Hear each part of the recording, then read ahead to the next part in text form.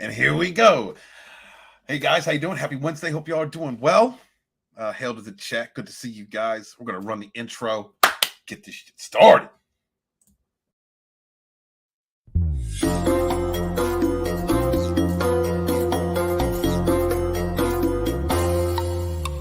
Good to be do. Did I do that right, Scott?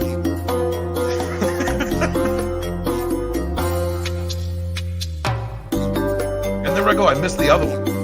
I promise, guys. I'm gonna get better at this. I promise. I'm gonna get. I missed another one. Damn it.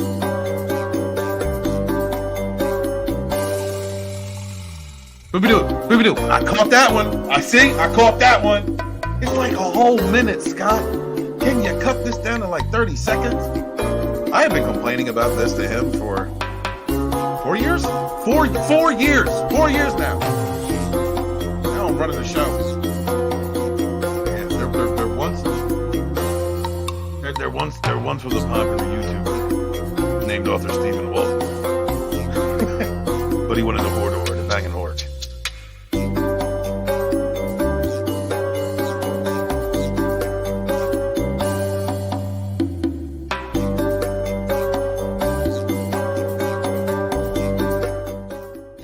Mad Barber Entertainment.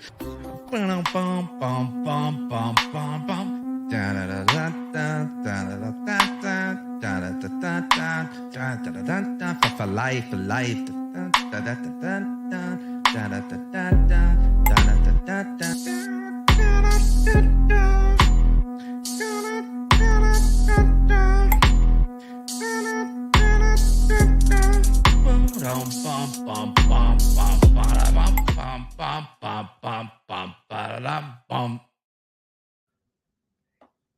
Hail the chat. What's going on, guys? Good to see you. Thank you so much for being here. I am waiting for co-hosts to arrive, but until they do, I get to spend some quality time with you guys on Scotty's channel. Guys, if this is your first time visiting Sporting News Podcast on whatever platform it may be, please hit that like button, share out a link, consider subscribing.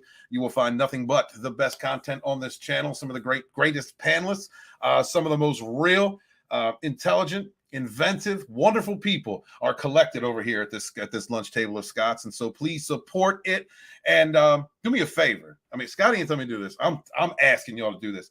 Can y'all put a tweet out to Team YouTube and ask them why this channel has not been remonetized? There's no reason why it shouldn't be. Scott's been here for everybody this entire time. He's been around since the very beginning of our indie sphere first started to grow. I know, because I was on the ground floor with them, that second wave of Fandom Menace.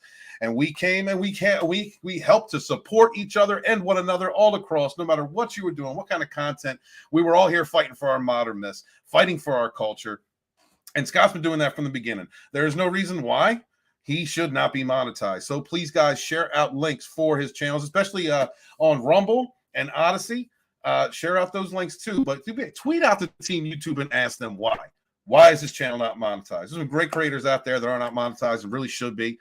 People such as people like Zach, people like Mr. Grant Gregory, wonderful voices, good people, having great times. And just like y'all in the chat, I want to say hi to you guys real quick. One Man Show is here. So greeting and salutations. Hail, brother. Good to see you. Thank you so much for coming over and hanging out. What's up, Keely Chow? Always out there supporting everybody. Hail to you, man. Thank you so much for being here. Slender Dad is with us. What's up, brother? Happy to see you. We got the Stream Moments bot running. I'm glad that is happening. Keith Howard is here. What's up, Keith? Good to see you, man. Appreciate you. Appreciate every single person who comes and supports any of us, any of our YouTube channels. I mean, as I said, Scott should be monetized. Guys, tweet out. If you got a Twitter account, tweet out Team YouTube. Ask them why. Show some love and support. We'd really appreciate that. Share out links for your favorite creators because we appreciate each and every one of you. We would not be here if it wasn't for you guys supporting us, Keith. Thank you so very much for supporting Sporking News Podcast. Alex Morris here. Thank you too, brother. Hey, what's going on? Good to see you. Thank you very much. Eric K is in the house. Yeah, I know. I keep screwing that up. You know what it is? I can't bring myself to be serious and do that because I gave him crap about it for years. And now that I'm hosting one of his shows, I have to kind of. It's a strange position to be in, Eric.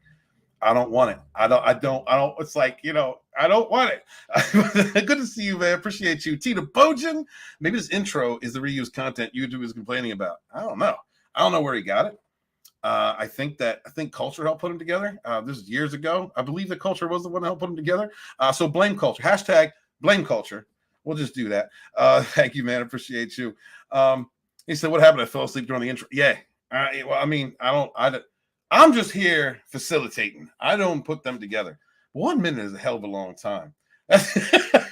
Who am I to talk? I use copyrighted content on all my intros, and they last like 4 to 5 minutes. So, yeah. Tina's out there, says, She-Hulk, smash the like button. Thank you, sweetheart. Appreciate you being here. Phil T. Mentee is in the house. Sorry, I missed that one. Phil T. Mentee is in the house. Hello there, brother. Good to see you, man. Keep putting out that good content. I loved the share. I saw it on Instagram, the one that you did just recently. Keep doing those, man. Your cosplay is great. And I love seeing all the people that you're bringing to my attention. So thank you so much for being there, man. Rogue Attraction is in the house. Rogue, are you free? Would you like to come up on the panel? Let me know in the chat. I'll throw you a link. Good to see you, man. It's always good to see you. I want you close to me, Rogue.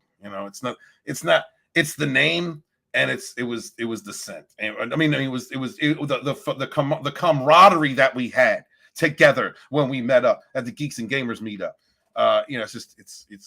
It's what it is, dude. It's what it is. It's, you know what? You took my attention away from drunk. I'm not going to think for Jay anymore. It's you now. It's all you, buddy. That's good to see you, man. Thank you so much for being here. Zax is in the house. Zax, if you're free, let me know. I'll throw you a link to come on up here.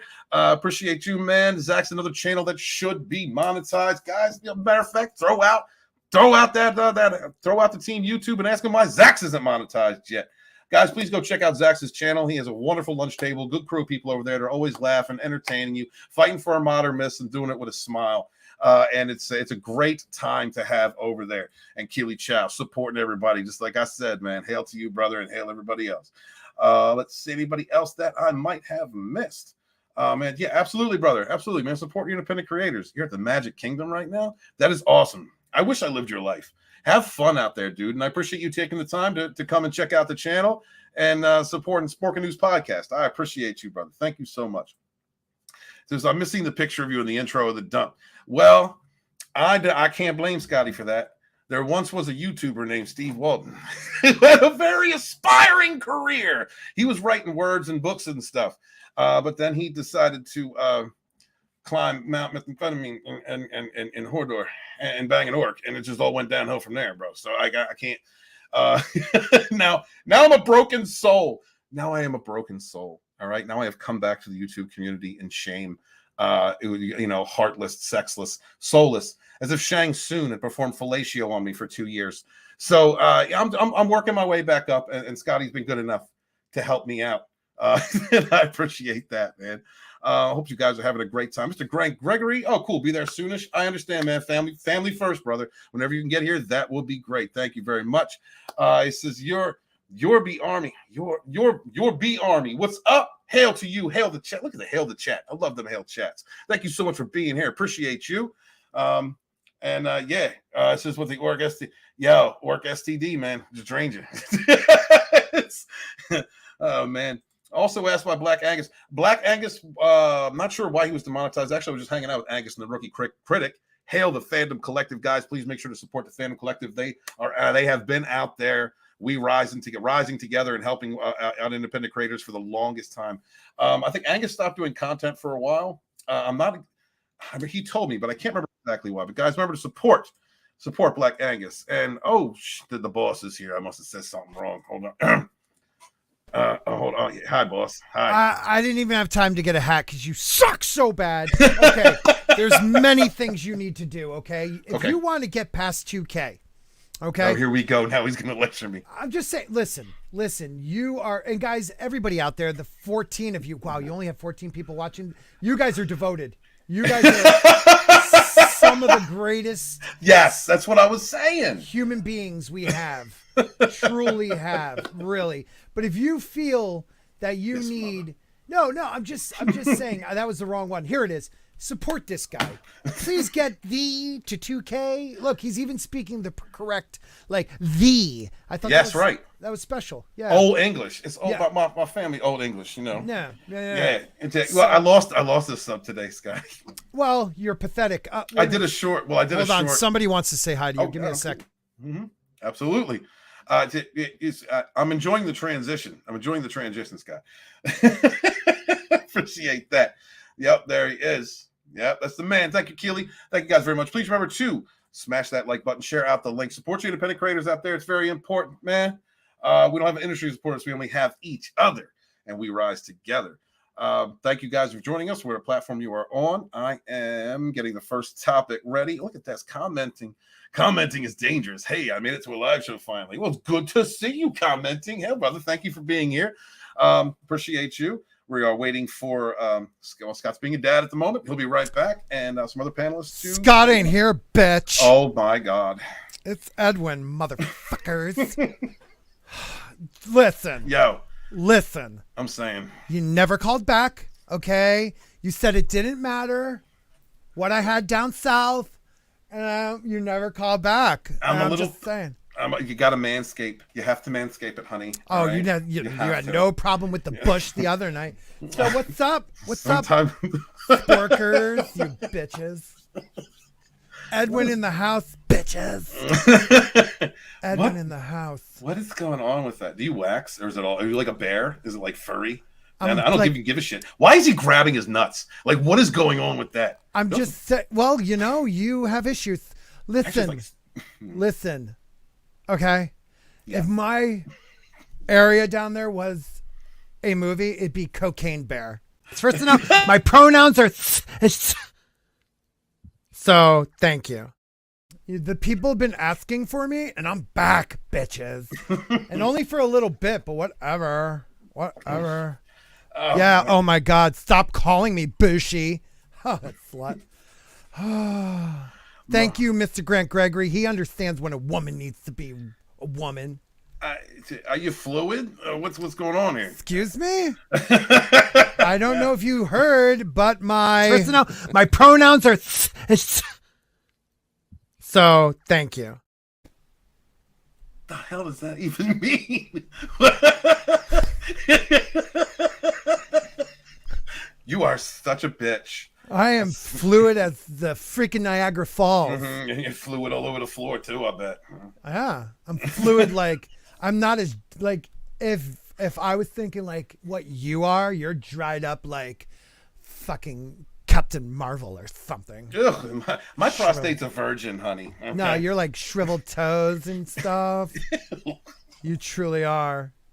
There you are, bitches. About to hide behind a bit. Ah! Look at the resemblance. Look at the resemblance. There is none. Oh my God, you guys are so gays. My teeth are better.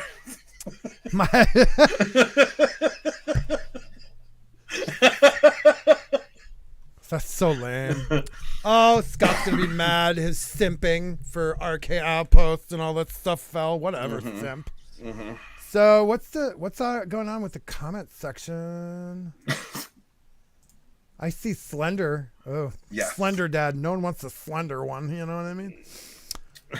What if it's long? I mean, what if it's thin and long? Look, okay. It's all about the girth.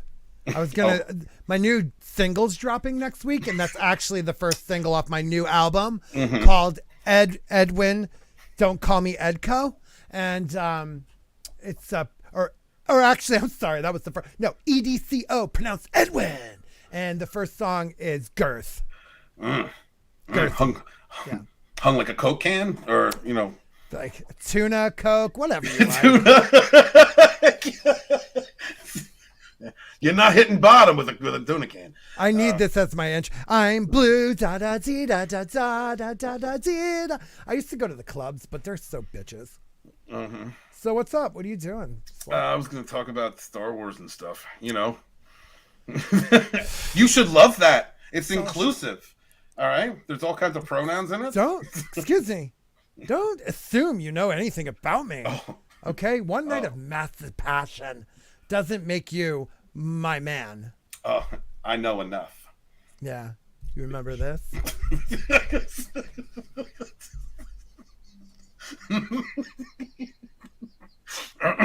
Hail to the chat. What's up, Bill? How are you? Good to see you. Thank you so much for being here.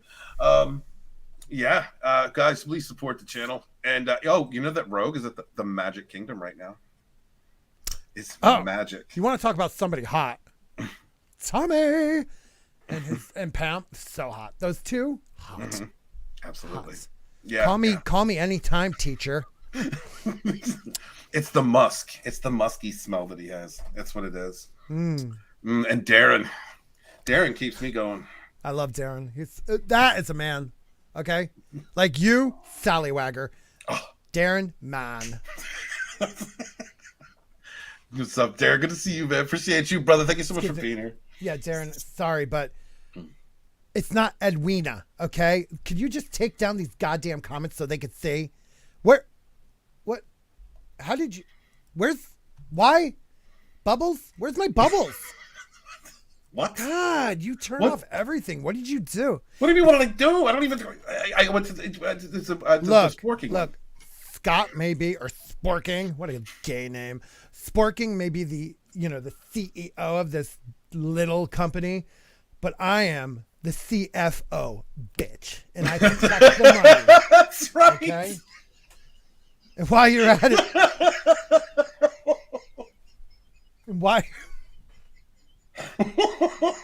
while you're at it, you could tip a bitch. Yes. Streamelements.com or something. Just the tip. Just the tip. Yeah, just the tip. We don't need anything. Well, No. if you want to be massive, be massive. Engorged. Yeah. So I got to go in a few minutes, but what's wrong with Star Wars?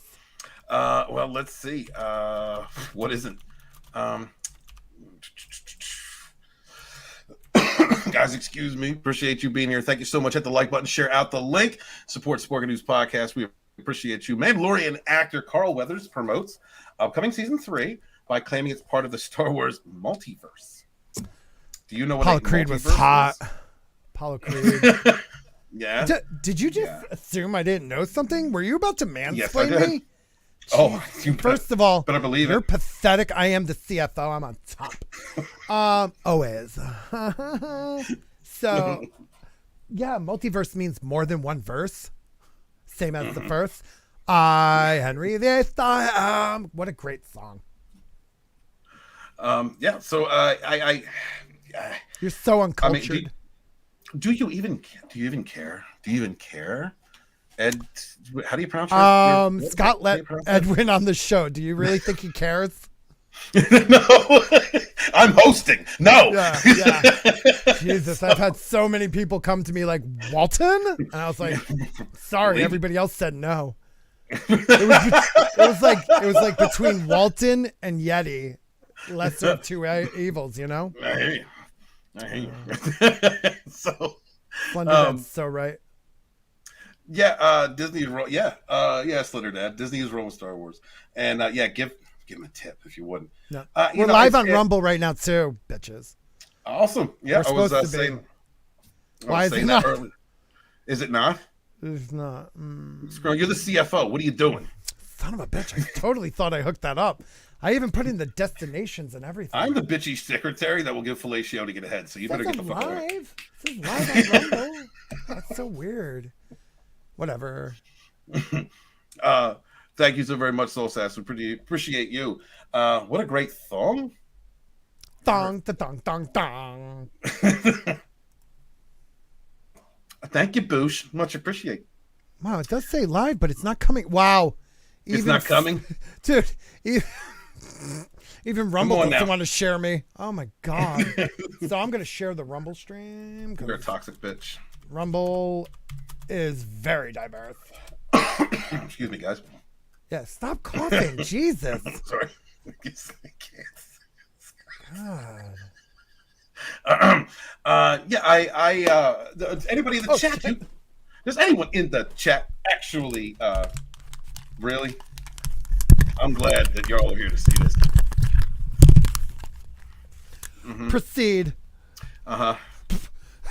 That's why I left early. I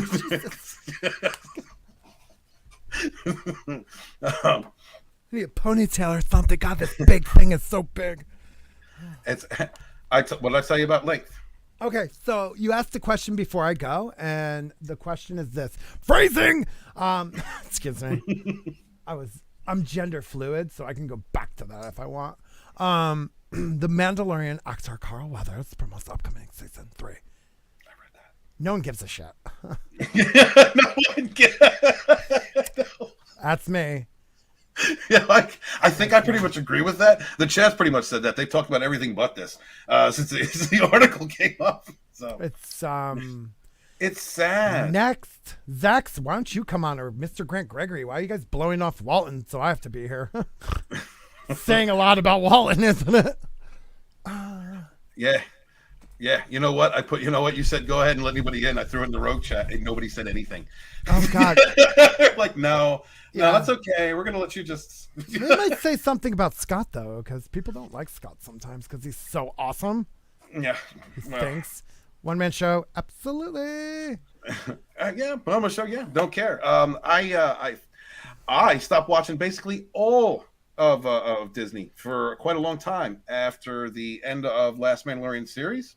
You know, we got that cool Luke moment, and it was like, okay, this is awesome. This is what we always wanted.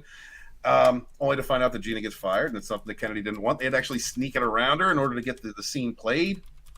And it really took me out. It took me out of watching WandaVision. Like I was looking forward. I like Scarlet Witch, and I was looking forward to watch WandaVision. Didn't watch it. Didn't watch any of the other series that came out all the way up until Tina told me I had to watch Loki, and I watched Loki. And that was only last month. I finally got started watching that. You're still talking. Okay. I gotta go. Okay. So guys, remember. Excuse me. I'm more important than this. Listen. The 21 of you are real fans because you're listening to this guy. And don't hold it against Scott for helping the less fortunate and little. I've been there with him, little. And if he tries to tell you we didn't get funky one night, you don't know until you know the Ed cut. Oh, shit, that's not his name. Edwin. Screwed that up. Shut Dude, Scott, I'm fucking Edwin.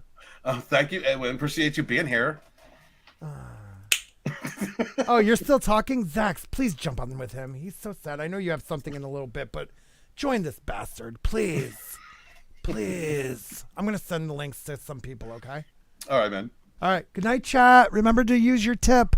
I mean, just Use the tip. Put it in there. Plunge that thing in. Something about a tip. I don't know. Whatever. Okay, I gotta go. Scott's wife is gonna kill him. All right, bye-bye. Later, man. Later. I'm leaving. Are you? You're not gone yet. Jesus Christ. Whew. There's only so many times I can fake smiling at that son of a bitch. Thank you guys so much for being here. Appreciate you. I have no care for this show. Didn't after I saw that Luke scene though. I mean, guys, that Luke scene was all right. It was pretty good. I mean, it was what we'd always wanted, but we never got. And it really stirs up for me as a Star Wars fan, a person who built his channel on ripping Disney Lucasfilm apart, that we got something so late, so after the fact. With this statement, however, I'm curious. We're going to go through this article a little bit. This is from Bounding Into Comics, guys. Please support Bounding Into Comics. Check out their YouTube channel. And, they've been out there fighting for our modern myths with us. This is from John F. Trent. I'm curious as to the use of the word multiverse. What are they going to? Are they going to try and correct? Are they going to course correct at some point? Who knows? In my opinion, anything involving Kennedy or her hires or that team of people that she assembled, it's not going to matter. It's never going to matter. And unlike my own channel, I am not going to get into a frothing frenzy when I go through this. I'll stop myself, I promise, because when I'm talking about Star Wars, it's so disappointing. Actor Carl Weathers, who plays Grief Karga in Mandalorian, recently promoted the upcoming third season Disney Plus by claiming it's part of the Star Wars multiverse. Weathers shared the official poster for the upcoming third season of The Mandalorian, writing on Twitter, "Come on, y'all, the Mandalorian poster is too cool." It's a shame because I like Carl Weathers, and I actually liked that character. So I don't have anything against him. I don't have anything against the character, really. He then added, "Love being part of the Star Wars multiverse, March 1st, 2023, baby." And it's are we over Grogu yet? Grogu, what a terrible name. Grogu, I'm sorry, Grogu sounds like sounds like something gender fluid, just a gender fluid itself. I don't know, but Baby Yoda was a thing for a minute. If y'all remember, Baby Yoda was a thing for quite a few people. And The Mandalorian, I think, could have been better. had it not been for all the political garbage before it and during.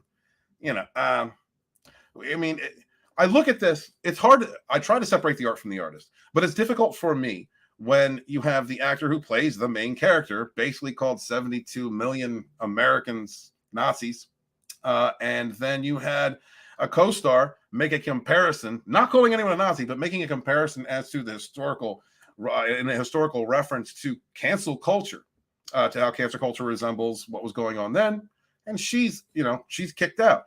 Just doesn't make sense to me. It got me heated at the time, and I haven't been able to watch it since. That is disgusting. I don't know what the hell that is. It looks like 3 testicles trapped in an egg.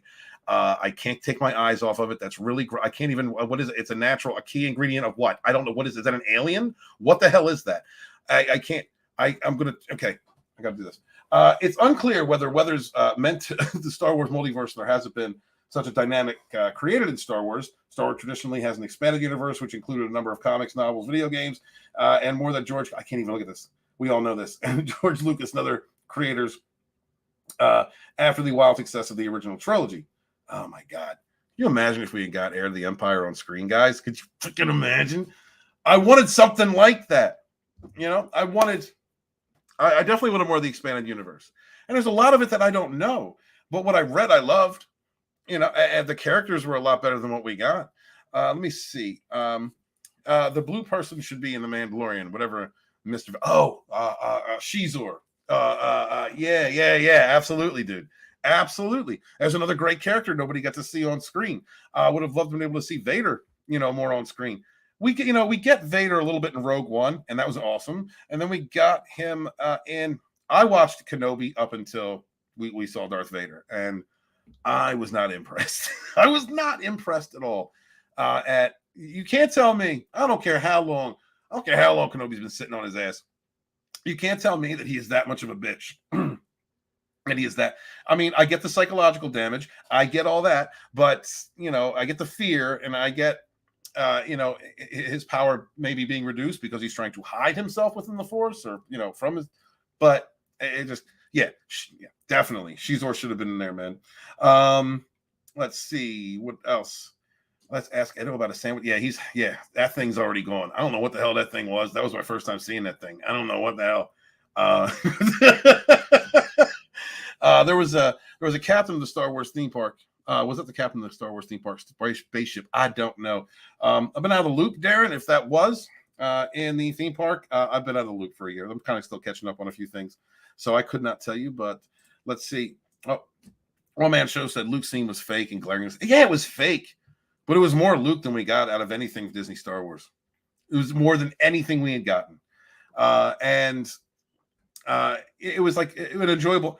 I understand, like it's like begging for breadcrumbs, right? It's like going through an abusive relationship where somebody takes you on up and downs, and devalues you, and then makes you feel good, and then makes you feel, and then you're to the point where you're so used to that abusive cycle that accepting breadcrumbs, you're accepting breadcrumbs as if you're getting a whole loaf of bread. I understand that's kind of the mentality, I guess, the emotional reaction for those of us who enjoyed that scene. Because we haven't gotten anything really of substance from Disney Star Wars. But even as fake as it was, I enjoyed it myself. I want to say Carl Weathers' quote on the multiverse is an actor using a new hip Hollywood lingo about franchise shit. Yeah, instead of an accidental leak of Disney's plans for Star Wars. I think that too, Mutant Banhammer. I do too.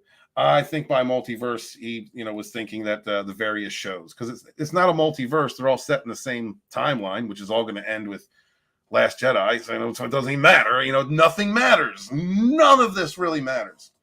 Which is the most disappointing thing. That sequel trilogy. I'm not gonna go off. Calm yourself. Let's see. Carl. Tina says Carl and Jeannie scenes were the best. Yeah. Yeah, I agree. Tina also says Disney needs Grogu in The Mandalorian for merchandise. Absolutely. It's the only thing that was selling. So the only thing that they really made that did good? There was a couple other items. But yeah, that was it. I mean, Grogu was the only thing that really took off. Author Stephen Walton, I still think there's a chance we get Heir of the Empire on screen, the silver screen, but 3D animated. And we also have to wait 5 to 10 years for them. Yeah. I agree that too. I think that eventually that may happen. You and Banhammer, thank you for the great comments, man. I completely, yeah. And it's not because I agree with you. It's because that's honestly how I've seen it. Appreciate that. Zombie Box Review is up in the panel.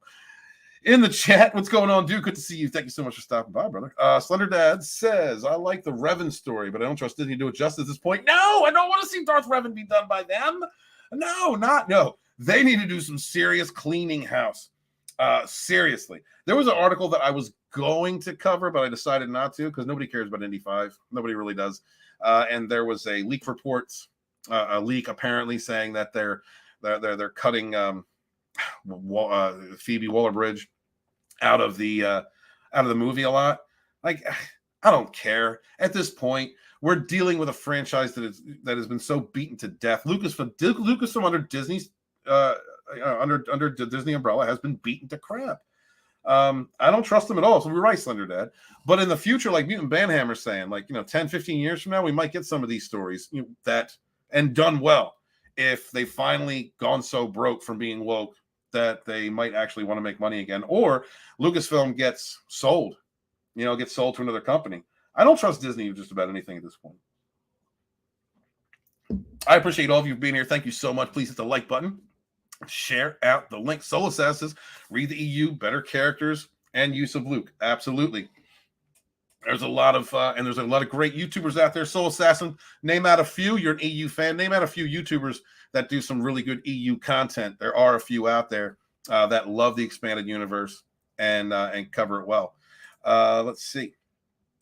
Thunder Dad says, I think we are seeing the pendulum swing from to quantity over quality as the streaming services enabled that. But they also only used to cost a couple bucks. Yeah. I think we were going to get that for quite a bit. Because you're right. Everybody needs content. There has been a slew of content that I've seen come out that I really haven't even heard advertised. Word of mouth has been the only thing that's caught my attention with certain shows. And just exploring, what's on, I tend to hail the sail. I'm not saying I tend to sail the high seas a lot. So word of mouth means something for me in order to get my attention. There's been some horror films. I think it was over on Zax's channel. They were talking about horror films or some of the best films of 2022.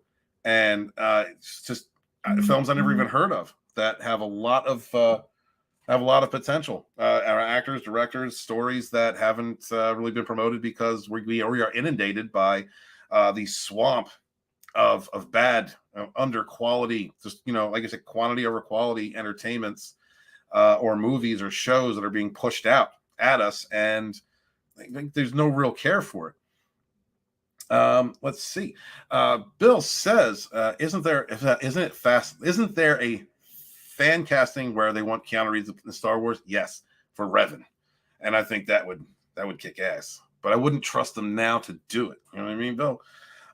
Slender Dad says, I'm paying $15 to $20 plus a month. I shouldn't have to sift through shit. Yeah, I hear you, brother. Zach says, well, the stud holding down Solo. Respect. Yo, man, respect to you, sir. We all learn from each other. We rise together. Appreciate you, man. Appreciate you. Now let's go back to dogpiling Walton. Absolutely. Come at me, bitches. I can take it.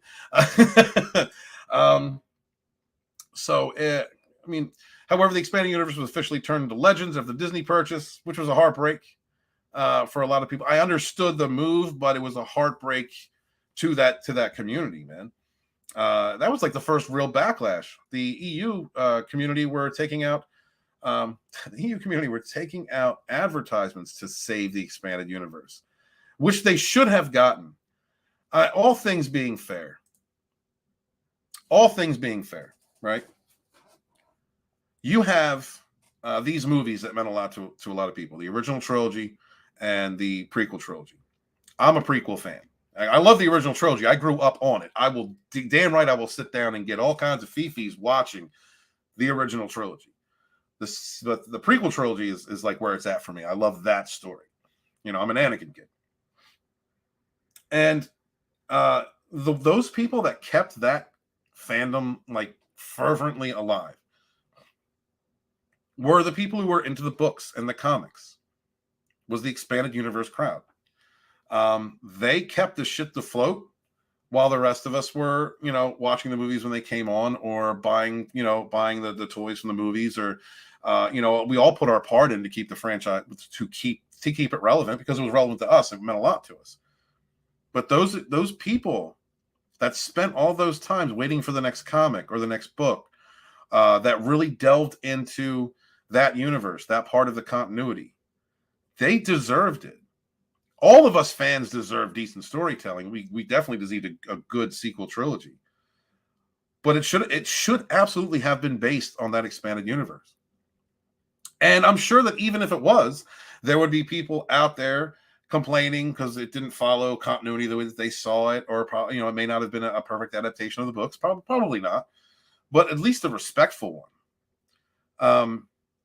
And that's the real crime. Like, there's several layers. Let me go off track just for a minute here, as your Fandom Menace historian. There's several layers to this, to that backlash, to that pain, that hurt that all of these different fans felt. And it came from various levels of emotion and involvement.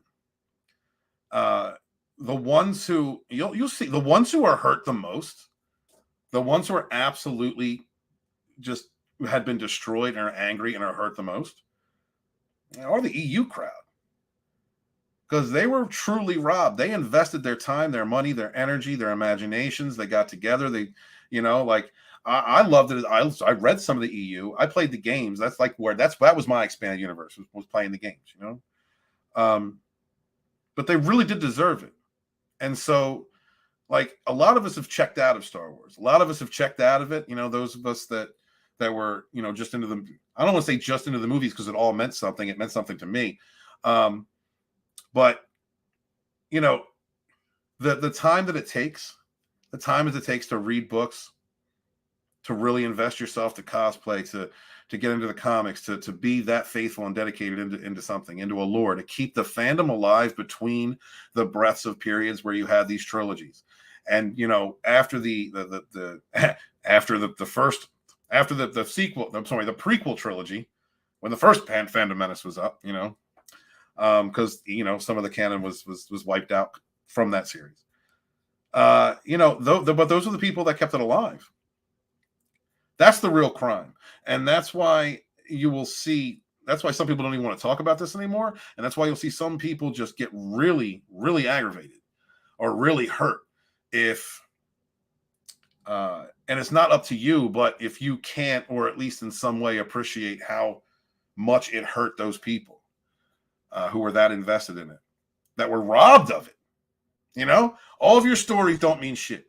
Everything that you loved, everything that you read, everything that meant something to you, that you wanted to share with your children, that you spent all this time, that you talked around water coolers about, it don't mean nothing no more. Now we're going to make it legends, and here is a awful, awful character in Rey.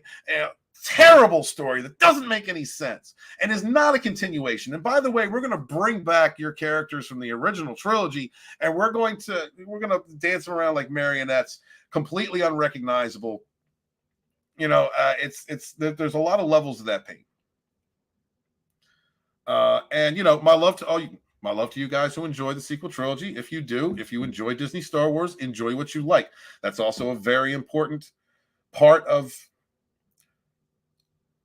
this backlash. You're right to love what you love and have an opinion on what you do. I'm going a little bit too author historian here, but that's the truth of it. And so it's difficult for me. It's difficult to cover because it does bring up a lot of emotions for me.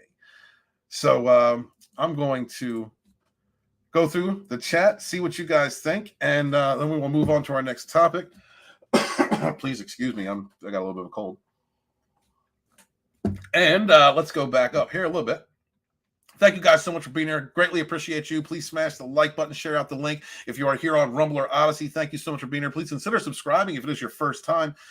Scott has various shows throughout the week. On Monday, Monday he has a show, Wednesday has a show, Saturday has a show. All of them are very different. Every now and again when he's off, like today, you'll be able to catch a day stream with just him. But I guarantee you, no matter who he has on his channel, no matter what day it is, you're going to get some of the best people in this community. I have been in this community I have been a part of this fellowship, whatever we're calling it now, since it first started.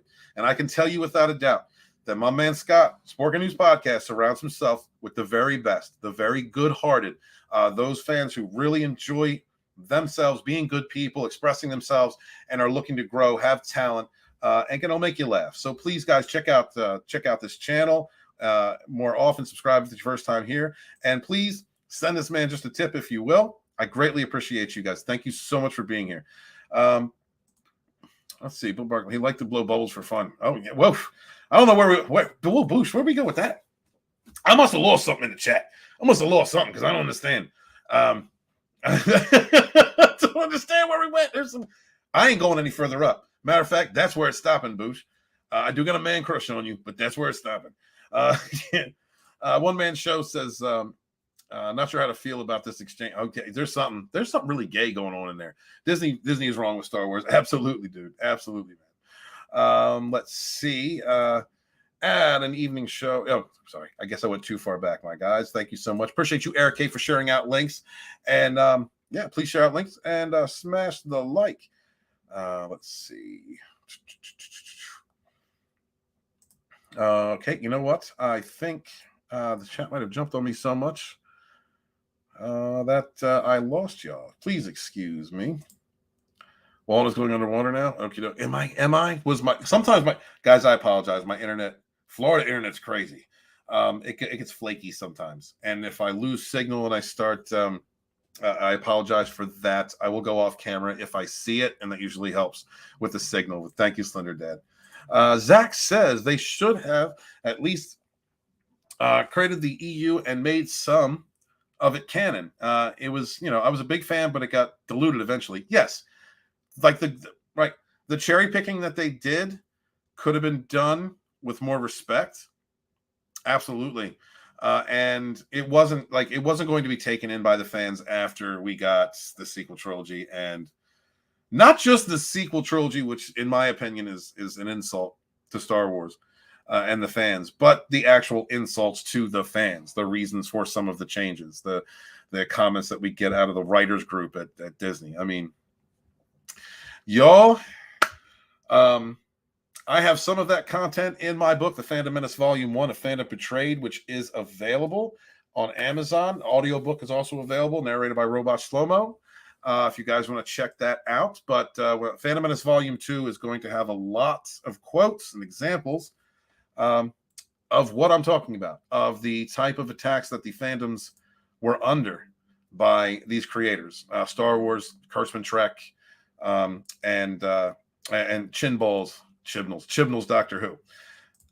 Boosh McFadden said, remember when Qui-Gon and Obi-Wan were swimming behind Jar Jar? Imagine what horrendous flowed out of that lizard rabbit's gooch. I don't even want to think about that. I haven't had sex in like 4 weeks. No, 6 weeks, about 6 weeks. And now I don't have it for another 6. So thank you, Boosh. I appreciate that. Let's see. What are we talking about, Zach? What are we talking about here? You never seen Walton Jar Jar cosplay? The accent almost got him canceled. Didn't I? Yeah. You like the way I talk to you, don't you, Zach?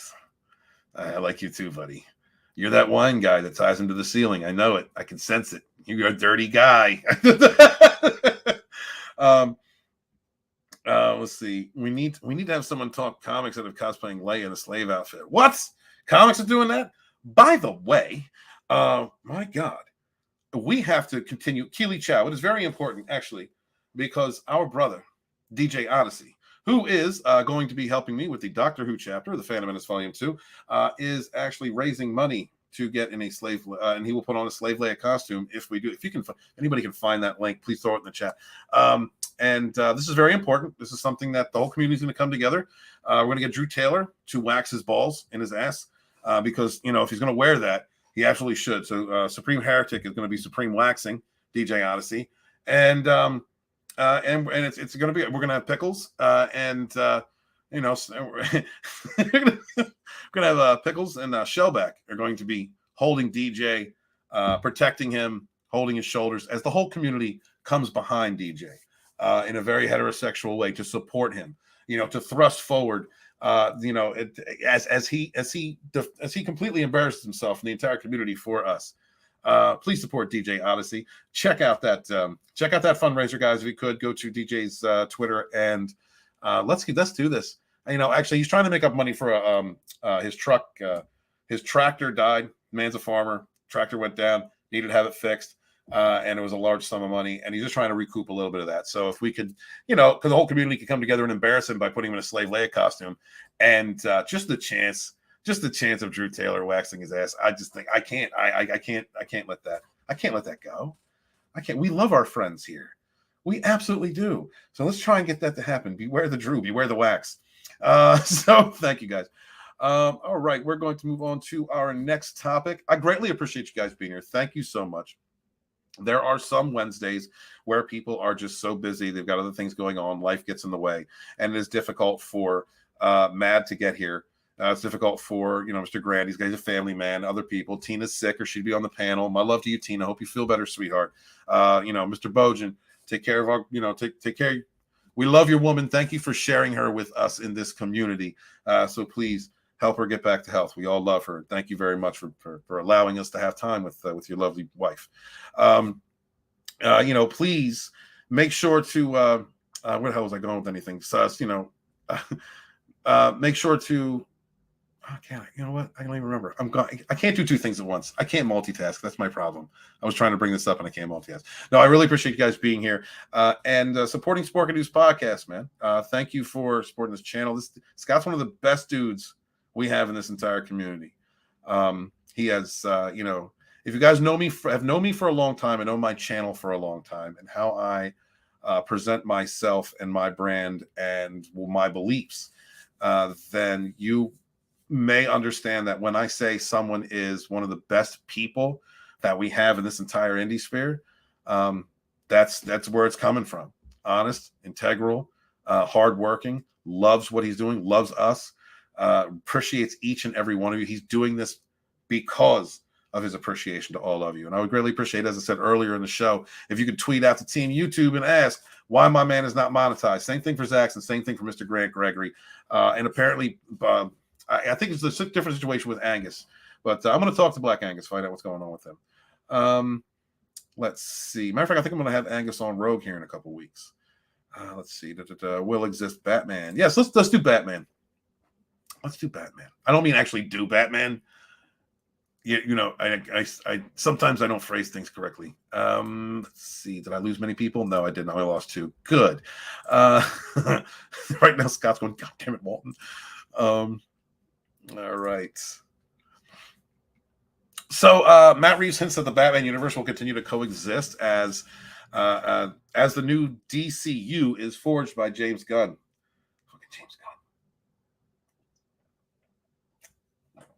James Gunn, who, and as far as talent, has produced, in my opinion, some really cool films. And as far as a human being, thinks acts with innocence are funny. And there's just too much of that going on in Hollywood and too much of that type of humor going on for me to get excited at all about anything from James Gunn. When it comes to James Gunn, I don't think it's a matter of separating the art from the artist. There's jokes you can make that are inappropriate. We all have dark humor. There are absolutely true, but there's some things that are just untouchable in my opinion. I like children. Hey, Darren, like my father before me, says I'm off to bed. Good night, everyone. Darren, thank you so much for being here, man. Greatly appreciate you, brother. And take care of yourself, man. Love you, man. Love you. Thank you. Thank the God you're here. Let's see. Star Wars. Let me say, Zombie said Star Wars explained one's cosplay as Slave Leia. Yeah, we all remember that. Some dudes like to get pegged, and I'm not judging. There's dudes out there that claim to be tough guys or, claim to be alphas or, and they like pegging. Hey, some guys like pegging. I'm not judging. You dress up in a Slave Leia costume. That says it all. I don't need to hear it. That says it all. You can't unsee something like that. Bill Bartlett says, well, Batman is still in Flash movie, which the trailer is to drop before the Super Bowl. Bill, are you even interested in Are you interested in the Flash? I think that I have a morbid curiosity. Ezra Miller is disgusting to me at this point. I didn't like him in the casting in the first place before I even knew, honest to God, like I make a lot of jokes about, dudes wearing dresses and getting pegged and all this, I mean, like I make a lot of jokes, and yeah, some of it is funny. End of the day, I really don't care like what your fetishes are, what you do, or where you put it, or I mean, that's all your business. I don't care. No one is above criticism. No one is above jokes. There is leaning too hard into something and becoming tasteless, and and then there's dark humor. There's I think there's an acceptable amount of dark humor, but then there are traits that a person displays that make them abhorrent and disgusting. And beating women, hitting women, going after women as a man. You're wearing a dress or not. I don't care what you identify as. I don't care what you think your pronouns are. I don't care what you think I don't care what the hell. If you are a man, the only time you should ever have to put hands on a woman is if you are protecting your life, the life of someone else, or protecting them from themselves. That's it, hands down. Okay, well, okay. All right. If you got a crazy chick out there that's going wreck and she keeps coming after your nuts, sometimes you got to slap a bitch. But, like, well, seriously, though, Ezra Miller has said a lot of woke shit. He enjoys wearing dresses. He enjoys, like, okay, you live your life as a cross-dresser or whatever the hell it is, or be fluid. But, when it comes to, like, the way that he has, the acts that he has committed, like him breaking into somebody's house, like, we've all done a little, that don't bother me. What bothers me is his treatment of fans and his aggressive hands on women. So I don't even care. Whenever I see Ezra Miller, I'm like, he's disgusting. He's a piece of trash. I don't want nothing to do with him. And I didn't like. Okay, so on top of that, I also didn't like him as a casting of the Flash. So I know I'm going on and on about this. I'm sorry, guys. I feel heated about some things. I apologize, and then I'll just go on for like 10 minutes about it. And there's no one here on the panel to stop me. So, but the only thing that's got me interested in the Flash is like seeing if Keaton's in there. If Keaton's really going to be in there, I would like to see Keaton Batman. Although, guys, I look at Batman and Batman Returns, like 89 and Batman Returns, as really good in their own universe, like over here on a shelf, because that's not really Batman. Batman just doesn't kill people like wreck like that. Just the same way that I feel about the Nolan trilogy. Nolan trilogy is really good, but if you take it and you put it in a little bubble and you put it over here, Nolan trilogy is really good. Batman movies, not good. So the Batman, I'm gonna be honest with y'all. This is not a popular opinion, and I understand that. This is one of the most Batman movies that we have gotten. Now, when it comes to like a character depiction of Batman, I really like Batfleck. Batfleck and Jeremy Irons as Alfred. Yeah, that was a great combo. I wish they had done that right. I wish that Snyderverse had done that right. Like the whole universe, the whole encompassing universe, because I fucking loved Ben Affleck's Batman. But we're not going to get that ever again. Pattinson, I didn't think I'd like Pattinson. I was worried, but I'll be honest with you. This is one of those movies that I will put on like when I'm like, I want to be entertained. I just want to chill out and just relax and be entertained. This is one of those movies that I watch now. It really, I'm looking forward to seeing this unfold. Let me go to the chat real quick, and then we will cover the article. I know I've been talking like a madman. I apologize. Let's see. Thank you, Bill. I appreciate you, Bill. Thank you, each and every person in the chat. Please smash the like button, share out the link. I greatly appreciate you. Don't talk about Scott without him here, Walton. I will talk about Scott while I'm crying in the freaking shower. Okay, Rogue Attraction. Okay, he was dumb enough to give me the keys to his live streams. You're sticking up for Scott. You're my boo. You're my boo, Rogue. What's going on, man? There be rogues here. Sunny Night says bedroom shit happens in the bedroom and shouldn't be shared. A gentleman never kisses and tells. He also never gets pegged and tells.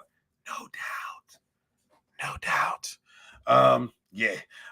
Killy Chow says, ladies, my pronouns are I'm single. Everyone else, And my pronouns are F off.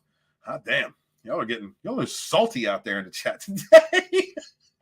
Oh, wow. Yo, hey, what's going on, Script? Good to see you, brother.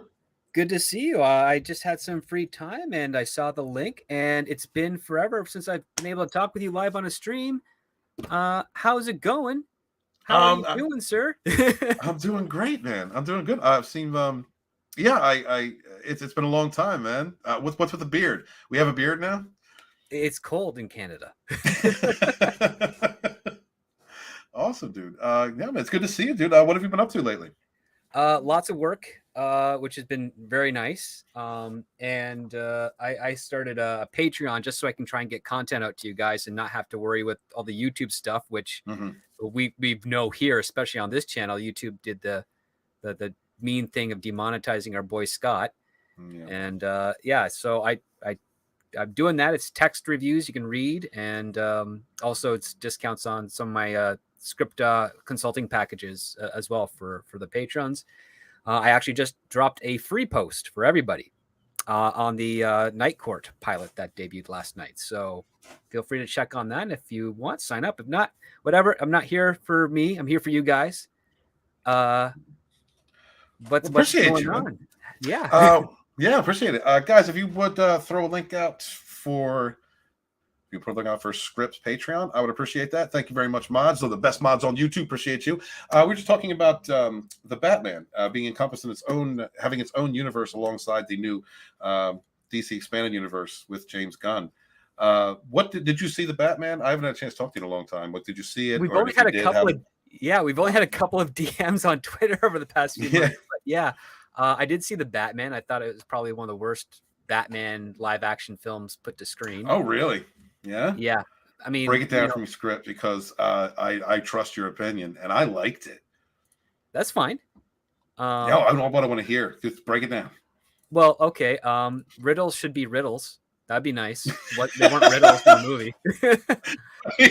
Okay. The other part too. So there's some cinematography issues with regards to the direction of the Batman. So at the end of the film, you're supposed to have this heroic moment where Batman has saved the city and whatnot.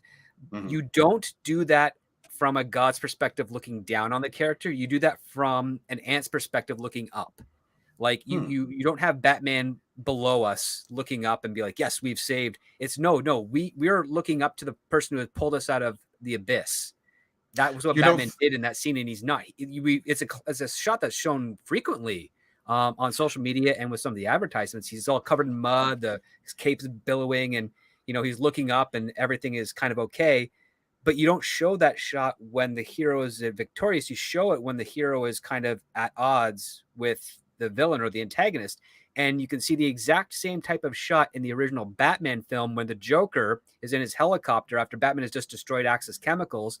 Batman is by his car. He's looking up, and there's the Joker laughing at him and antagonizing him. And it's like, that's what that shot dynamic is. Then I also hated the pretentious inner monologues, like, Gotham, it's dark and decrepit and diseased, and only I can understand. Like, no, that is BS. That is pontification.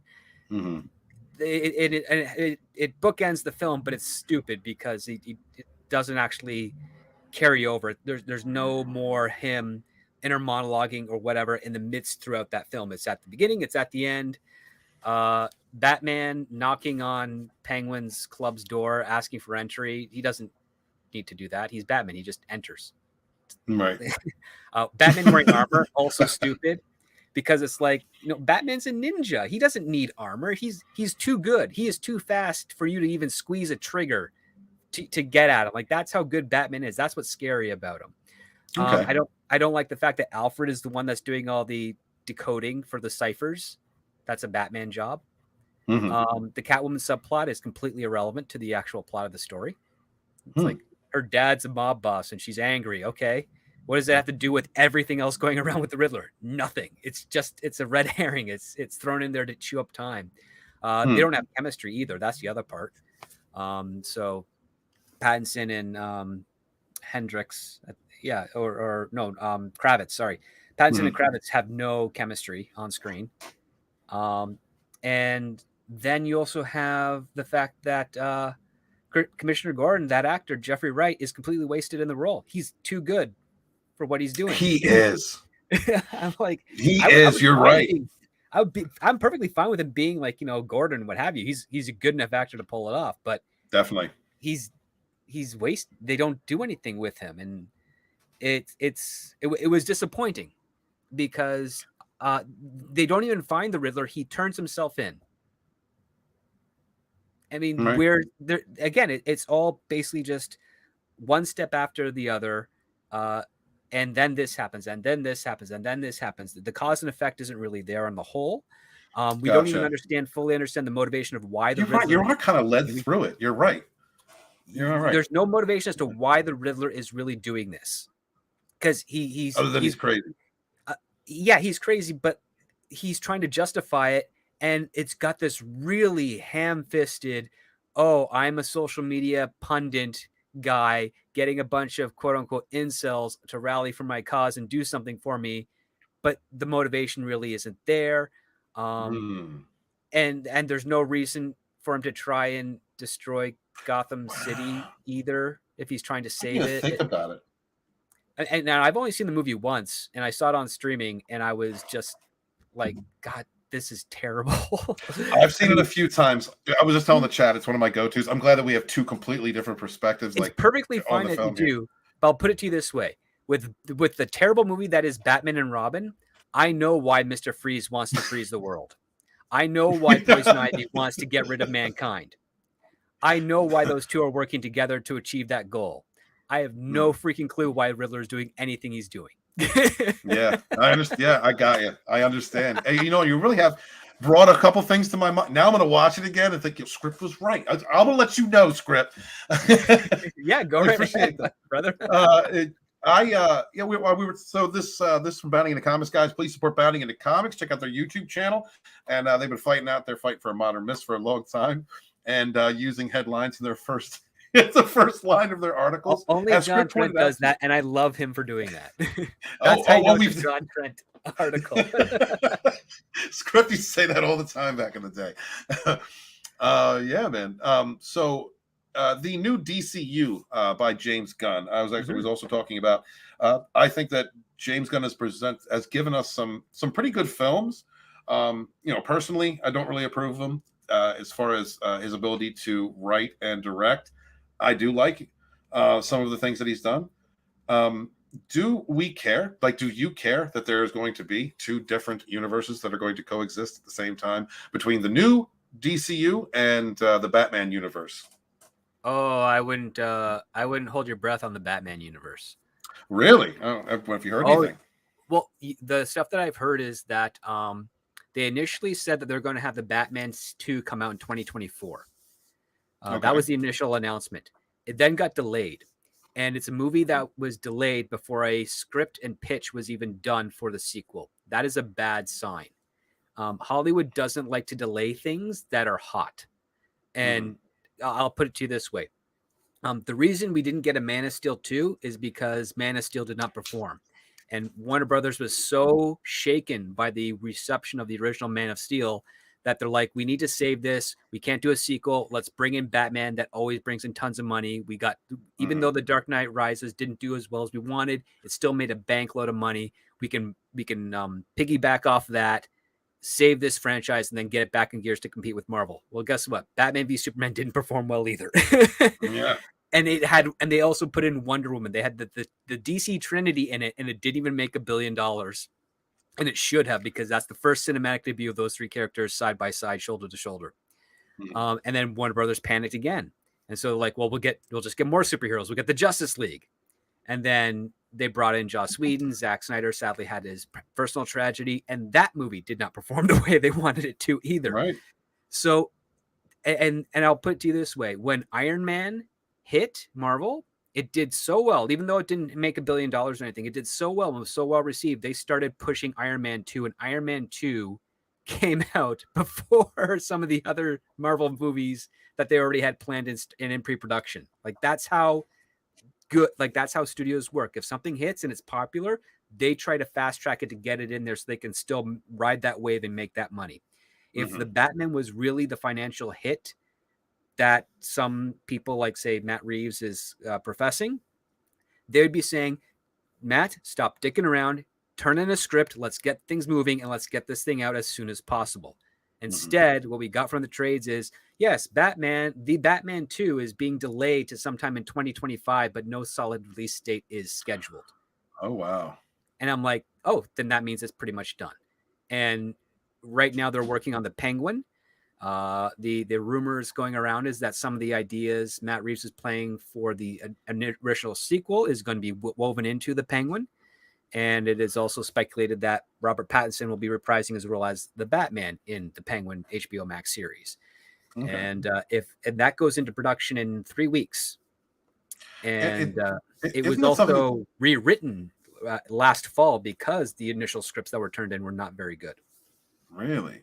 I mean, is the writing quality that bad in these scripts? I mean, I'm not a fan of Man of Steel. I thought that some of the sequences were good, but it was not a Superman story, in my opinion.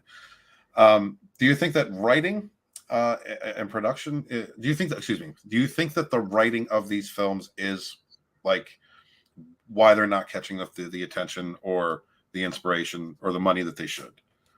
That's probably the biggest part of it. The other part too is the panic aspect. So Warner Brothers under the previous management were panicked that they own technically all the movie licenses for all the DC characters, and they can't seem to get that hit film the way that Marvel was able to build up their own MCU. And remember, the first 5 Marvel films prior to the Avengers didn't make $1 billion. They made like $300 to $400 to $500 million worldwide, which was still great at that time. But those budgets were actually rather conservative compared to what they are now.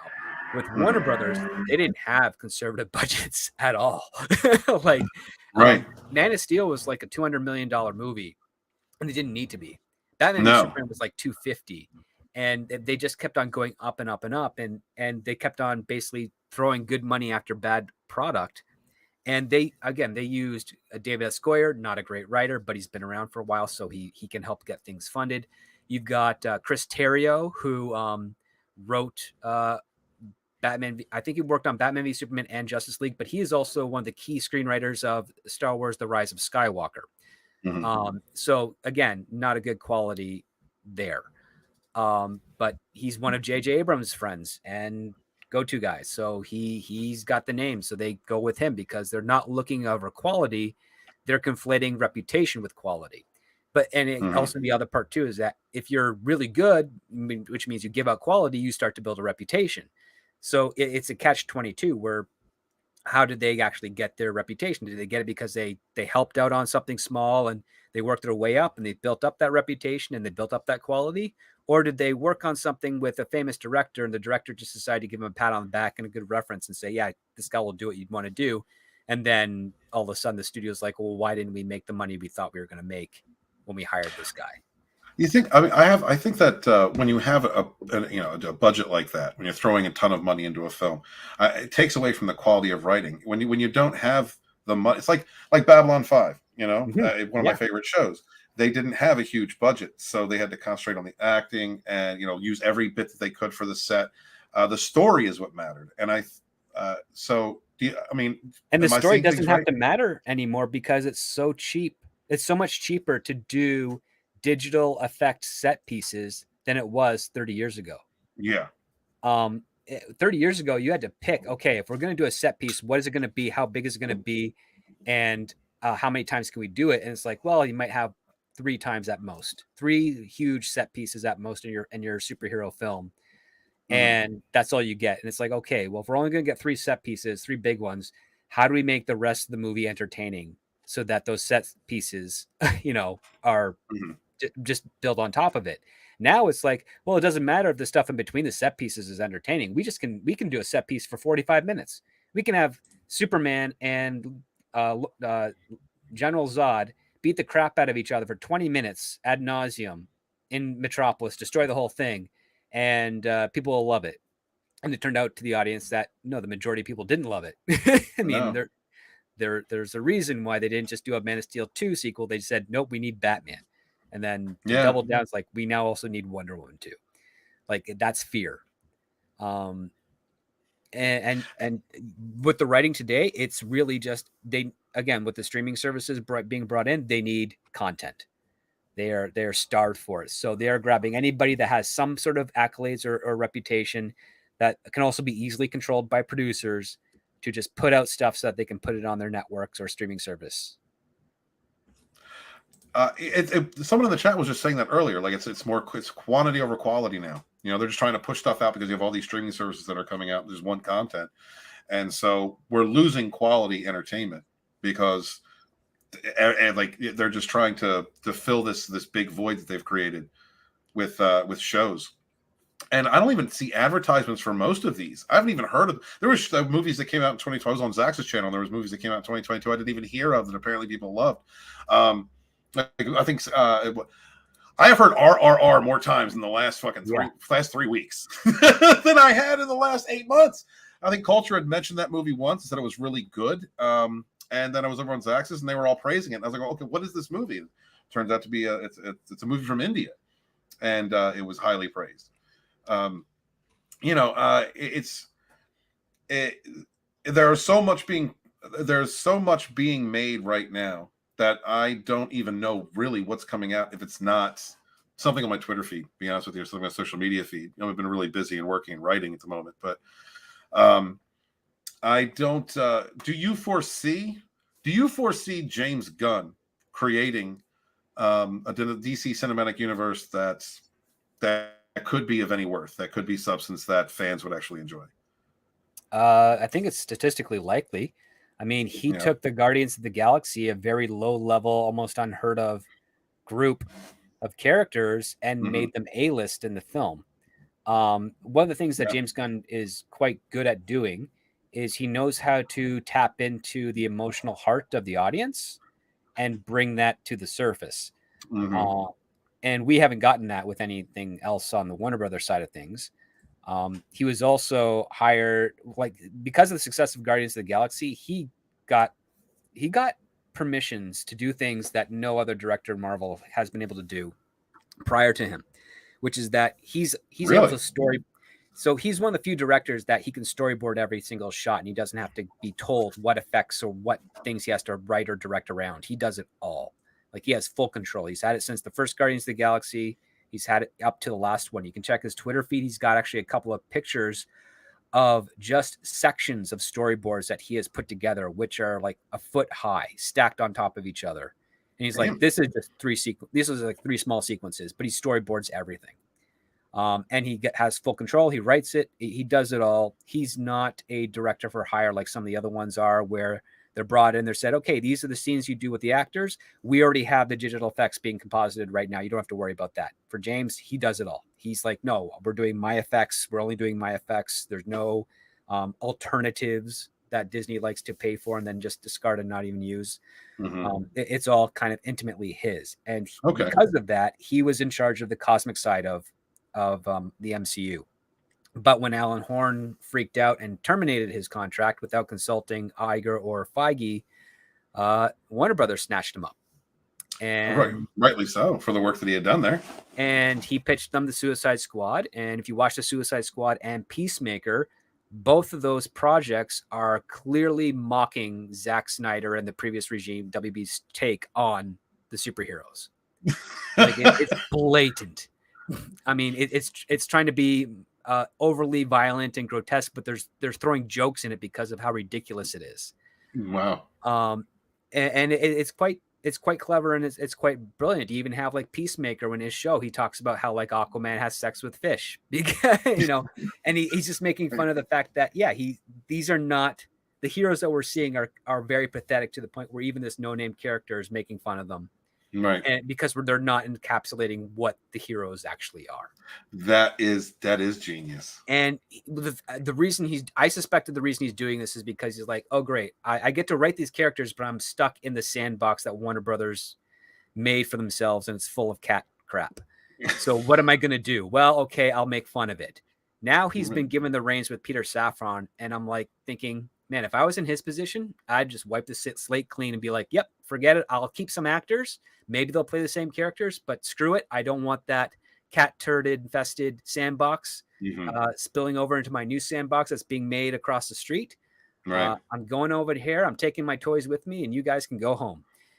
and and I think he's going to have the majority of the audience on his side after that first teaser trailer of the Superman thing drops, because he's most likely directing it as well as writing it. And I think once that first teaser drops, that'll steer the audience into knowing, like, okay, this is either going to be fantastic or we're doomed. Yeah, a lot of people, not a lot, but some of the criticism that I've seen is, their fear that it's going to be some woke Superman. And considering James Gunn and his history of work, I don't see him not taking a serious attempt at that film. I'm going to miss Henry Cavill. I think that he could have been a great Superman written properly. Would have been fantastic, but they wasted him for a decade. Yeah. That's what you should really be upset with, is that Warner Brothers wasted him for a decade. And the people that liked Man of Steel and that direction are unfortunately the direct cause of it, because they did not come out in enough frequency for them to say, yeah, we'll make more Henry Cavill solo Superman films or what have you. Yeah. The numbers weren't there. That's the fact. We can see, we have those numbers publicly revealed to all of us. And we even have David Zaslav saying publicly that Warner Brothers hasn't really made a Superman movie in over 15 years. And that says something. That tells me that the guy who's the head of the Warner Brothers now is saying, yeah, I know you have a Man of Steel, but that ain't Superman. And if he's saying that ain't Superman, hopefully when he's pitched, hopefully he said the same thing when he was being pitched other stuff. When James Gunn said, this is what we want to do with Superman, he's like, yeah, he most likely said, yes, that's the Superman that we should be seeing. And the fact that Zaslav has also said that he is a great admirer and fan of the original movie that Richard Donner did. Yeah, that's kind of what you want. And here's the other part too. Feige has this tradition where when you're in the pre-production or development stages of any Marvel film, one of the things you got to do is sit down and watch the Richard Donner Superman film first. And they all do it. Now, they don't always keep up with the quality of that in most recent films, but you can easily watch those terrible films and pick up, oh, this is what they're trying to doing, and this is what they're aping from that movie. They either just don't get what was actually going on there, or they're just trying to superficially copy it because they're lazy and desperate and tired. Cavill's not going to play Bond. He's playing Argyle, Bill Barkley. And if you don't know who Argyle is, don't be worried. Nobody does, because it's based off of a novel property that hasn't been published and released yet. But Matthew Vaughn has written the cinematic adaptation. They filmed it with Henry Cavill, and it's dropping on Apple sometime early this year.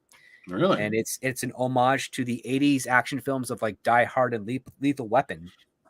Get out. Yeah, and it's got Henry Cavill as the lead playing Argyle. So I'm looking forward to it. And this would be technically Henry Cavill's second feature film where he is the lead of a character that's not an established IP. So he did a movie with Ben Kingsley a few years ago before the pandemic hit. Nobody saw it at all. It made like $8,000. I like Ben Kingsley. What movie was that? Can't remember the title, but it came out like 2018, and it was really, nobody saw it. And that's the other part too. Like, that's why Henry Cavill has a nice and very supportive fan base. He's not yet a star, but if he can open and lead a movie that's not an established IP, he will then earn that stardom. And I think he can do it. Yeah, I think so too. Because he was in Count of Monte Cristo. He was in Man from U.N.C.L.E. He did Superman. He was in Mission Impossible. Those are all established IP. Oh my God, he was in the Count of Monte Cristo. Oh, I love that film. I didn't even realize that was him. Exactly. He is not. He's never been the sole leading man of a property that's actually broken box office records or set any sort of critique response yet, which is a shame, because he's playing like he's Geralt in The Witcher. People like that show, but again, it's an established IP. People know The Witcher more than they know Henry Cavill, but they're learning both at the same time. So we can only hope that when Argyle drops, and it's good, I hope it's good. It's Matthew Vaughn. I loved the Kingsman movies he's done, and his X-Men First Class was fantastic. So if he knocks it out of the park with this one, I think that's going to be great. So I think all those Cavill fans should know about it and push it. and then that will also maybe give some good credence for when he starts his Warhammer 40K series that he's doing. I'm looking forward to that, because dude. the more attention he gets and the more accolades he gets from the fan community, the more power he has to control that IP, because he can basically say, I can walk away and this can disappear because I'm taking all these fans with me. And that would be pretty cool. I mean, it does mean something. I think that he represents what fans can do to propel someone's career, to make a movie or a series profitable, or just to generate word of mouth. Get a good foundation going at the bare minimum. Yeah, absolutely. But like he's always been good to the fans. He's always been supportive. He's some of the roles that he's done, at least recently, he expresses real interest in, or he is a fan of. And I think that means something to people who enjoy the material or have a cult following of a game or series or character. It means a lot to them. It creates kind of an emotional attachment. It makes them feel like the actor, the person playing that character or involved in it, is one of them, and they are. If that person's a fan, they are. Yeah, or if they fall in love with it and become a fan, that's even better, because what, like being in fandoms, what's more exciting than someone who says, dude, I read this thing, I fell in love with it. What else is there that I need to know? And you're like, okay, you crack your knuckles. All right, this is where you got to go now. This is where you started. That's the book. That's the game. That's where you started. Let me show you all this. That's very exciting stuff to do. That stuff happens. That actually happens more often than not in Hollywood than you'd think. It's only the cynical jerks that say, I was never a fan. And even after writing it, I'm still not a fan. Those ones you don't want anywhere near your property. It's perfectly fine to have someone who's like, I was never a fan of, let's say I was never a fan of Babylon 5, but when I was given the opportunity to write a movie script for it, I did the due diligence. I read the novels by J. Michael Straczynski. I watched the show. I fell in love with it. I knew exactly, like from my pitch that I had at the beginning part, I knew exactly how to execute it, because even though my pitch was completely blind, but it fit, but they hired me because of it. I knew how to work. I took everything that I was able that I saw. I know how to work it into the pitch. I know how to give a story that people are going to resonate with. And that's how a professional writer works. A bad writer doesn't care. They just use it as a work for hire. They just crank it out. They're like Dave Callahan, who did Mortal Kombat 2021. He did Zombieland 2. He did Shang-Chi, and he did Wonder Woman 1984. So that's a bad resume. Yeah. And he worked with Sylvester Stallone. He helped him with the what was it? The Expendables. And prior to that, he worked with Dwayne "The Rock" Johnson on the Doom movie adaptation from the video game back in 2000. That wasn't too bad. It wasn't great either. It was great. No, it wasn't too bad. Yeah, you're right. Yeah, it's a bad resume. Bill Barkley asks, who does Script think is going to play James Bond next then?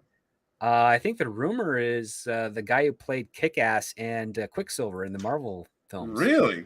Yeah. If he gets a good haircut, he could probably do it. He has wavy, uncontrolled, ugly hair. And but yeah, if he gets a proper, prim and proper haircut, he could probably pull it off. He's naturally a Brit anyways. He's maybe a little bit too well known, because they do like to go with guys that are just under the known part. Like one of the reasons they went with Daniel Craig is because of Layer Cake. And that was the first kind of real movie that kind of got a little bit of attention, but he was still cheap at that point. Even with Pierce Brosnan, he got it before Remington Steele, and they gave it because he got Remington Steele. He took the Remington Steele call first and then committed to that. And then when he got the Bond, he was like, well, I already committed to the show. So they went with Timothy Dalton, who all he had really on the public side of things was Flash Gordon. Like that was like kind of, so again, he was cheap. And then after Remington Steele, they were essentially soft rebooting the franchise of Bond. And they got Martin Campbell to write and direct GoldenEye. And they were able to afford Pierce Brosnan for it, because they're like, no, we're spending the extra money. We miss him. We wanted him for Bond originally, so that's what they did. And we got all of his movies as a result. And then Martin Campbell came back and did Casino Royale. Yeah. And so he rebooted the Bond franchise twice, and maybe he'll come back for a third time to reboot it. Maybe. Mr. Tunstrong asks, your face is a layer cake. What does that mean? I don't know. Yeah, neither do we. What are you talking about, Tickle Trump? Dude, thanks for being here. Appreciate you. Time Prophet said Bond is dead. Slender Dad says Dwayne the Walk Johnson would make a great cooking show. That sounds would like be. a good host. It makes sense to the smell what the wok is cooking. The Walk is cooking. Yeah, right. It's good to see you, Script, man. Thank you for coming on. Hey, no problem. Scott put out the link and saw you all alone here. I'm like, you can handle the show on yourself, but I haven't talked to you in a while, so let's do this. I've got the evening free. Let's go. That's Let's awesome, talk. man. Yeah, it's good. I enjoy your mind, and I miss our conversations. So this is actually the final topic of the evening. HBO Max YouTube channel turns off comments on official Velma teaser trailer. Have you had a chance to watch any of this show? Yes, I saw it while I was waiting in the doctor's office for my physical. They have HBO Max and they play stuff randomly on there, and the first 2 episodes premiered that day, so it was playing. And it's very bad. It's not funny. It's mean. It's cruel. It tries to be ironic. It doesn't land it. Shaggy isn't Shaggy. He's Norville. He goes by his real name, and he's a straight edge, non-drug dealing simp who thinks he can buy his way into Velma's heart, which is exactly what a simp does. Right. Fred is pampered, privileged, so privileged and so taken care of that his body has decided he doesn't need to go through puberty because he's still being treated like a baby. Like that's the joke. Daphne is an Asian redhead who is adopted by 2 lesbian cops that are incompetent at their job. She's also a drug dealer on the side, and she's selling the drugs so that she can afford to find her real birth parents. And Velma is Mindy Kaling. And if you ever met Mindy Kaling, you don't want to hang around with her. No, it's all awful. It's so bad. A couple of friends of mine, Black Angus and Rookie Critic, are watching it together. And reviewing it together. Yeah, and they're just like, I'm glad I'm with a friend because I don't know if I could do this alone. It's so, it's been difficult for me to even want to cover.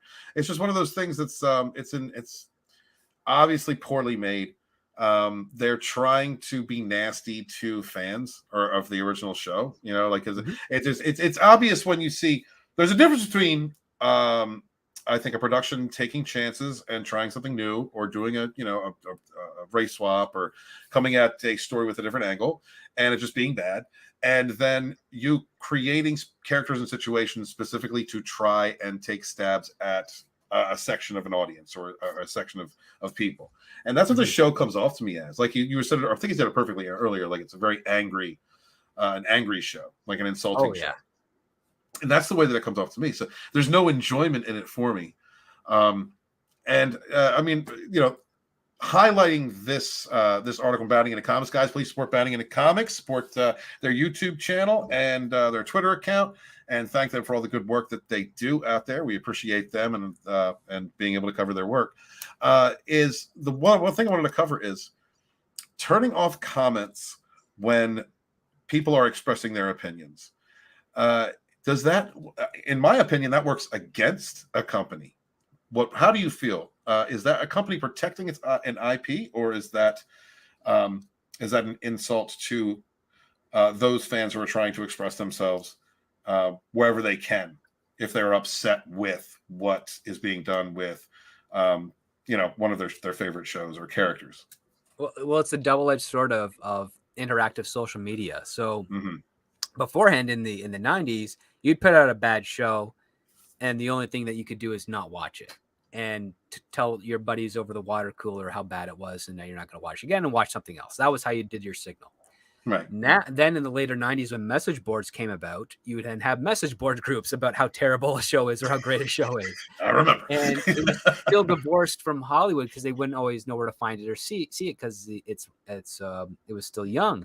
Now you have companies so big that they have to have a social media presence. So they have to have a Twitter, they have to have an Instagram, a YouTube, all those things.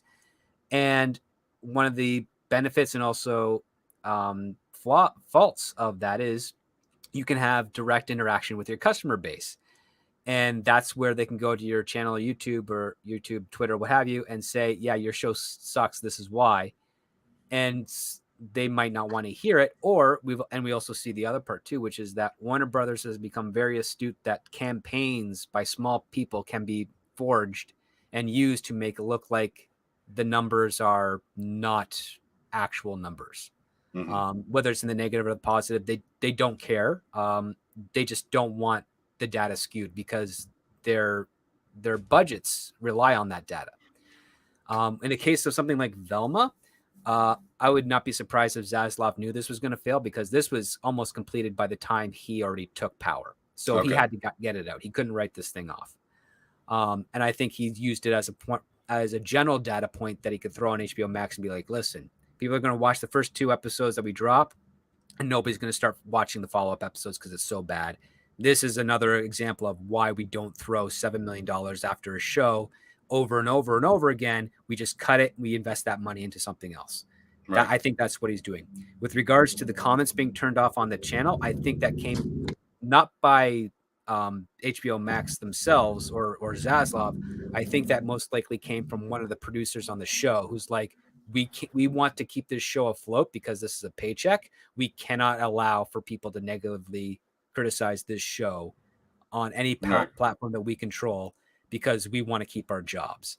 But luckily there's other platforms that they don't have influence over, like right now, Amazon's IMDb, which has got it rated one of the lowest IP adaptations on their register, like 1.7. Wow. And then you also have like, one of the other rating sites. I can't remember for the heck of me right now because it's late, but Cinema Score, is that one of them? Yes, stuff like that is also low, rating it very low as well. So they can't hide from it.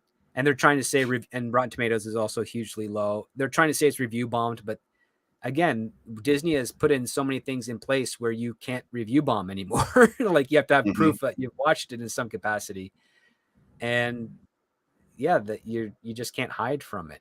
And I think Zaslav is looking at this and he's got a big old grin on his face. And he's like, yep, this is how we find the people that we don't want to work with in the future. They show the bad stuff. We get rid of them. And then we're like, sorry, we're not hiring you ever again. So Zaslav, he's looking to make money. Is he coming at this purely from a financial standpoint? Yes, he is not all about the money. So in 2014, I was dating an assistant producer on Property Brothers at the time. And Property Brothers was under Discovery, and it was also, they got to report to Zaslav's office. And that's the first time I heard his name, but I didn't know much about him. What I learned from my girlfriend at that time is that he is a hatchet man. If the show doesn't work, it's cut. No ifs, ands, or buts. And if whatever is filmed, just get it out there and we're ending it and starting anew. And oddly enough, when he took over WB, I reached out to her and all she said is that, yeah, guess what? Warner Brothers is not going to be recognizable in 2 years. Damn. And she said that's probably going to be a good thing. So then that's all I could get from her because she hasn't worked with him for years. She's doing her own stuff now. But that's what Zaslav is. He's very much a numbers guy. He knows the responsibilities of owning a company or running a company is to make money. And on top of that, he knows that if you tried and you fit within the parameters of what a successful venture should look at and you fail, it's no hard feelings. We'll cut ties. But if you pitch him again, he'll hear you out and then maybe give you a risk.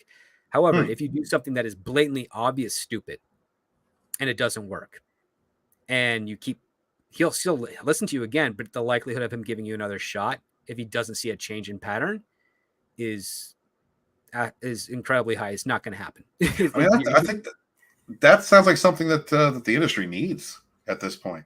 Oh yeah, and some of the people at Paramount are doing that right now too. They're not in the most prominent positions yet, but they're getting there. Good. Another question I wanted to ask you, Script, is you're a creative soul. What would you have changed if you had any creative influence on this show? What would you have changed to try and make it palatable or successful, I should say? I would have had the first episode be the formation of the friendship in high school. I would have kept the interesting angle, which is that they're trying to mock the CW high school drama shows like Roswell and Riverdale and all that stuff. I would keep that approach, but I'd actually make it funny, because they didn't make it funny at all. They made it very meta, self-referential. I would have had the Scooby Gang form up because there's a mystery happening at school and all four of them are trying to figure it out. And that's how they form into a team. And then I would have them kind of be the logical frame of reference characters to the crazy world around them, which is this high school. And probably end up having like the murderers, not really be murderers, but like people are kidnapped and they're replaced with like very well convincing puppets of the people that they killed. And it's all just a kidnapping and ransom thing. And they find out that's the principal doing it for funding to pay for a school that the budget's been cut or something of that nature. Right. Or at least losing students to like private and charter schools. And he needs to make up the revenue so he can pay his teachers because they're actually good teachers. And, you know, something fun that's traditional to Scooby-Doo. But I'd also be making fun of like, you know, the fact that, yeah, you have sexy high school students that are, you know, pretending to be adults because they don't know how to actually be adults. They're having serious sexual relationships with each other, which is all like the CW Riverdale stuff. Which is why I scoff at the fact that like, oh, it's cartoon characters, but they're 15. It's like, okay, listen, people, if you are 15 and not trying to have sex, I've got a bridge to sell you. Because I mean, that's what they were all. That's what we were all doing. It's fine to have stories about it, but you don't need to be blatantly gratuitous about it. But you can have fun with it. It's when you get 15-year-olds and 30-year-olds together, that's when I have a problem, or anyone that's outside of that thing. That's because again, you're criticizing this show for that. That's fair. That's fine. It's have your opinions, but remember, there's also American Pie. There's Porky's. There's a whole lot of other things where you have actors who are of age playing younger actors, doing stuff that you probably want to think to yourself, oh, that didn't happen when I went to high school. Guess what? It did, and it was way worse than you imagine. It happened when your great grandparents were in school. I'm telling you, right? Like it's just the way it is, man. So you know that's a low hanging disingenuous fruit part. I mean, the stuff that they said in that scene was worse because it's basically meta. Like, hey, isn't it weird how in the pilot there's all this gratuitous nudity and all? Like, come on, you're a piece of crap for not even trying to have something fun with that. Very good. So yeah, I'm sorry. Go ahead. Well, I'm just saying, like, listen, it is what it is. It's also rated appropriately for non-children. Right. So yeah, it is what it is. It's part of the industry. It's part of storytelling. Heck, you like reference Carrie did it. There's tons of young adult novels that do it that have been doing it for decades. Yep. I love a lot of the fairy tales. A Catcher in the Rye is freaking doing it. Like the guy's talking about like he's underage. He's like 16, 17. He's fooling around with a girl in the back of her car. And the only reason he's trying to pass as an adult is because he has a little bit of white in his hair and he's trying to pull that off. I was like, yeah, I can be served alcohol and have sex with adult women. He's like, no, he's trying to fool you. Like that's right. Yeah. Let's see. So American Boo says American Pie mocked it, and so did Porky's. Oh no, they all do it. Even Velma's mocking it, but the thing is, they're mocking it terribly. Like they're not very good at it at all. Yep. Yeah, man. Sundad says I prefer they didn't do it with a kid show. Also, there are plenty of ways to imply it. It's an adult show. You're fair at that. If they did it with a kid show, that'd be a problem. But Velma is very clearly advertised as not a kids show. Yeah. Man, I appreciate you. Actually, it's about hour 40 minutes. I usually cut these off in about an hour and a half. And thank you guys so much for being here out there in the chat, no matter what platform you're on. If you're just seeing Sporking News Podcast on Rumble or Odyssey, please consider subscribing and hit that like button. We really appreciate your viewership. And everybody on YouTube, thank you very much for hitting the likes and sharing out the link, being so supportive here to Scott's channel. As I have said many times and will say many times over, this channel has some of the best lunch tables, best crews, best people to come together. Probably the best in the entire indie sphere. I've been around this industry for the last 4 years, and I tell you this, some of the very best panels you will find on this channel. please, if you're first time here, subscribe, check out their Monday and Saturday shows. And, thank you very much for your viewership and support. Script, is there anything that you would like to promote before we sign off? No, just if you can, join me on my Patreon. If you can't, just share the link out. It's no problem whatsoever. The funds that the Patreon is gathering is going towards a secret project that I'll be launching sometime next year. And that's just to make sure that the turnaround is as short as possible, so that when it's launched, it'll be something that you guys can actually get right away. So that's primarily what it's for. Outside of that, my YouTube channel on the review side is on pause, just because it takes too long for me to edit those things, which is why I started the Patreon. But every once in a while, when I'm waiting for a meeting, I play some Diablo on my channel, so you can come I've seen that. hang out with me there, ask me anything or almost anything, pretty much. And just kill demons on our way to hell, that type of stuff. Fun. That's incredible, man. I saw you playing Diablo. It got me itchy, and so I started booting up Diablo on my computer.